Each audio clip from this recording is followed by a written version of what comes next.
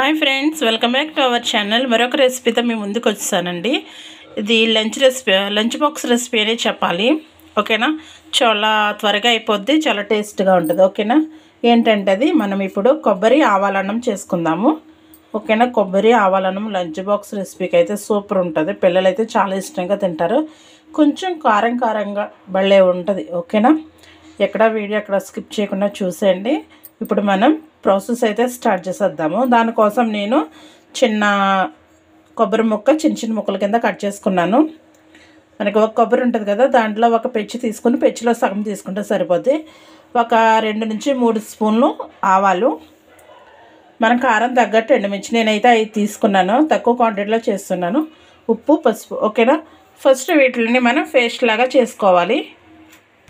First చిన్న mixie jar తీసుకుని అందులో కొబ్బరి ముక్కలు, అలాగే ఎండుమిర్చి, అలాగే ఆవాలు, అలాగే ఉప్పు అండ్ పసుపు.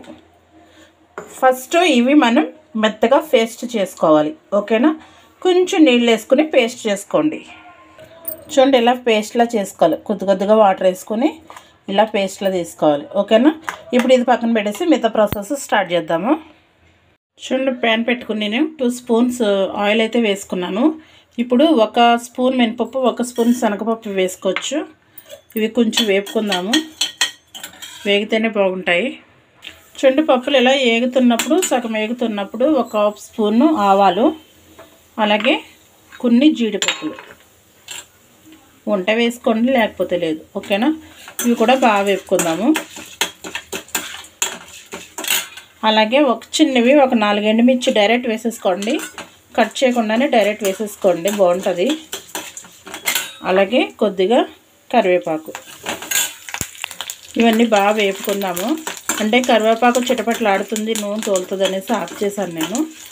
ఇవన్నీ బాగా వేపుకుందాం కలర్ వచ్చేంత వరకును. చూడండి, జీడిపప్పు మనకి ఇలా కలర్ వచ్చిన తర్వాత కొద్దిగా ఇంగు వేసుకోండి. ఇందులో చిటికెడు ఇంగు వేసుకుని ఒకసారి కలిపేసుకోండి. ఇలా కలిపేసుకుని మనం ముందుగా పేస్ట్ చేసుకున్నాం కదా, అది మీరు రైస్ తగ్గట్టు వేసుకోండి. ఎందుకంటే తక్కువ వేస్తే మిక్సీ పట్టదు కదా, మనకి మెత్తగా పేస్ట్ అవ్వదు. అందుకనే నేను ఎక్కువ చేశాను. నేను ఇప్పుడు ఒక 3 to 4 స్పూన్స్ వేసుకుంటున్నాను. చూడండి, 4 స్పూన్లు నేను పేస్ట్ వేసుకున్నాను. అంటే తక్కువ అయితే మనకి మిక్సీ తిరగదు కదా, అందుకని కొంచెం ఎక్కువ వేసాను ఐటమ్స్. సో ఇది ఒక్కసారి ఇలా బాగా కలిపేసుకోవాలి. చూడండి, 5 నిమిషాల పాటు ఈ పేస్ట్ అలా వేపుకున్న తర్వాత మనం ముందుగా ఉడికించుకున్న అన్నం వేసేసుకుందాము. చూడండి, ఇలా ముందుగా ఉడికించుకున్న అన్నం పొడిపొడిలాడుతూ ఉడికించుకోవాలి. కొంచెం ఆయిల్ వేసుకుని ఆ అన్నం ఒకసారి బాగా కలిపేసుకుందాము.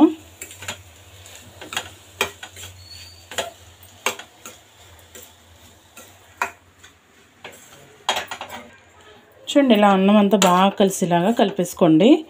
ఒకవేళ మీకు అన్నానికి మనం ముందు వేపుకున్న సాలకపోతే 1 స్పూన్ అన్న వేసుకోండి, పర్వాలేదు. వేసుకుని కలిపేసుకుని ఒక 5 నిమిషాలు ఉంచితే అన్నము సరిపోద్ది. మొత్తం అంతా రైస్ బాగా కలిసేంత వరకు కలిపేసుకుందాము. చూడండి ఎంత బాగా వచ్చిందో నాకు. నేను వేసుకున్న 4 స్పూన్స్ పేస్ట్ బాగా సరిపోయింది నేను తీసుకున్న రైస్కి. చూసారా? ఓకేనా, ఇప్పుడు మనం స్టవ్ ఆపేసుకుని ఇది దించేసుకుందాము. మనకు రెడీ అయినట్టే. ఓకేనా, చూడండి, ఫైనల్లీ మనకి కొబ్బరి ఆవాలన్నం అనేది రెడీ అయిపోయింది. చూసారా, చాలా సింపుల్ కదా, చాలా ఈజీగా లంచ్ బాక్స్లోకి అయితే చాలా ఈజీగా అయిపోద్ది. పిల్లలు కూడా ఈజీగా లాగించేస్తారు. టేస్టీగా స్పైసీగా ఉంటుంది కదా, బాగా తింటారు. అప్పుడప్పుడు ఇలా ట్రై చేసి పెట్టండి, బాగుంటుంది. లంచ్ బాక్స్ అయితే ఈజీగా అయిపోద్ది. ఓకేనా, చూసారు కదా ఎంత సింపుల్గా చేసేసాను నేను కొబ్బరి ఆవాల రైస్. మీరు కూడా ఒకసారి ట్రై చేయండి. ట్రై చేసి ఎలా వచ్చింది అనేది కామెంట్ సెక్షన్లో తెలపండి. ఓకేనా, కమ్మగా భలే వాసన వస్తుంది. ఆవాలు వేసాం కదా, సేమ్ మనకి ఆవ పెట్టిన పులిహార స్మెల్ వస్తుంది కదా, అలా వస్తుంది. చాలా బాగుంది. నేను వేసిన సాల్ట్ అన్నీ కరెక్ట్గా సరిపోయాయి. ఓకేనా, మీరు కూడా ట్రై చేసి ఎలా వచ్చింది అనేది కామెంట్ సెక్షన్లో తెలపండి. ఈ వీడియో మీకు నచ్చితే లైక్ చేయండి, షేర్ చేయండి, అలాగే కామెంట్ చేయండి, సబ్స్క్రైబ్ చేసుకుని సపోర్ట్ చేయండి. మరొక వీడియోతో మీ ముందుకు వస్తాను. అప్పటి వరకు bye. Thank you for watching.